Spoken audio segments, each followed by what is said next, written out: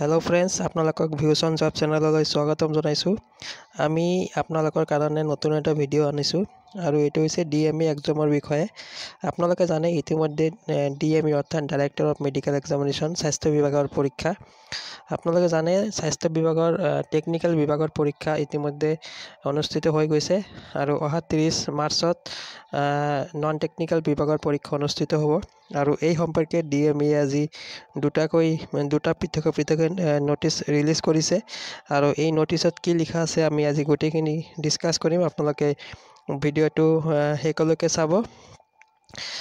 প্ৰথমটো নোটিছত দিয়া আছে যে ডিএমইৰ যি নন টেকনিক্যাল বিভাগৰ পৰীক্ষা হ'ব তাৰে কিছুমান পোষ্টৰ পৰীক্ষা 30 মাৰ্চৰ দিনা নহব। ইয়াতে আপোনালোকে যদি নোটিছটো ভালদৰে পঢ়ে তেনেহলে ইয়াতে দেখিবলৈ পাব this is for information of all concern that in reference to advertisement dated 19/3/2025. The written examination for the post of driver, accountant and cashier is kept in abeyance until further notice. The written examination for this post shall be notified in due course of time.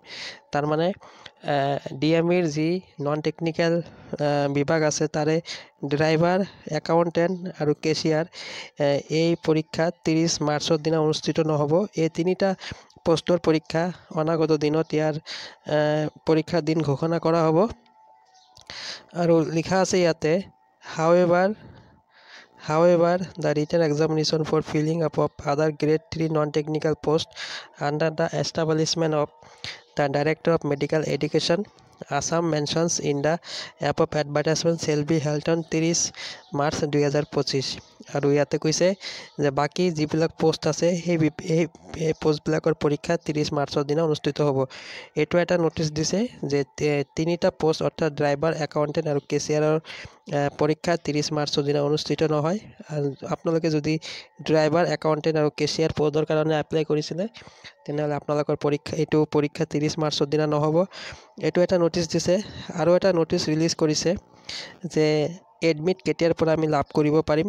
এই নোটিছটো যদি আমি পঢ়ো ইয়াতে this is for information of all concern that it reference to the advertisement recruitment publish in various newspaper the written examination for recruitment of various grade 3 non-technical post under establishment of Director of Medical Education Assam will be held on 30 March 2025 for which admit card call letter will be issued through the official website of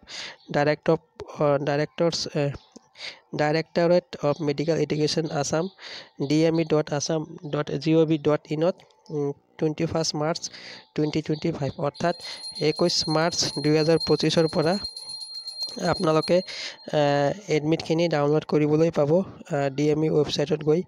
আৰু ইয়াতে লিখিছে the candidate are therefore directed to download the admit card call letter and take a printout of the same from the website. It is mandatory to bring the printed copy of their admit card call letter along with a photo identity proof for appearing in the written examinations. ইয়াতে কৈছে আপোনালোকে যিখন admit card পাব বা কল letter পাব সেইখিনি লৈ যাব, লগতে এটা ফটো আইডেন্টিটি প্ৰুফ আপোনালোকে লগত লৈ যাব লাগিব। ঠিক আছে। তো আৰু যদি আপোনালোকে ডিএমই নন টেকনিক্যাল বিভাগৰ পৰীক্ষাৰ বিষয়ে আৰু কিছুমান যদি জানিব বিচাৰে যেনে সিলেবাস কি আছে, এক্সাম প্যাটাৰ্ন কি আছে, কিমান মাৰ্কৰ পৰীক্ষা হ'ব, নেগেটিভ মাৰ্ক আছে না নাই, তো এই সম্পৰ্কে আমি ইতিমধ্যে এটা ভিডিও আপলোড কৰা আছে ধুনীয়াকে আমাৰ চেনেলত। আপোনালোকে তাৰ পৰা গৈ আপোনালোকে হেতু ভিডিও চাব পাৰিব। আমি এইটো ভিডিওৰ ডেসক্ৰিপচনত লিংক দি দিম, আপোনালোকে তাৰ পৰা গৈ ভিডিওটো চাব পাৰিব। তেনেহলে আমি এইখিনি ইনফৰমেশন দিয়াৰ কাৰণে ভিডিওটো প্ৰস্তুত কৰিছো। আশা কৰো আপোনালোকে বুজি পাইছে। তেনেহলে আজিৰ ভিডিওটো আমি ইমানতে সামৰিছো। আপোনালোকে যদি নতুনকৈ চাই আছে চেনেলটো সাবস্ক্ৰাইব কৰিব আৰু যদি ভাল পাইছে লাইক এটা দিব। ধন্যবাদ।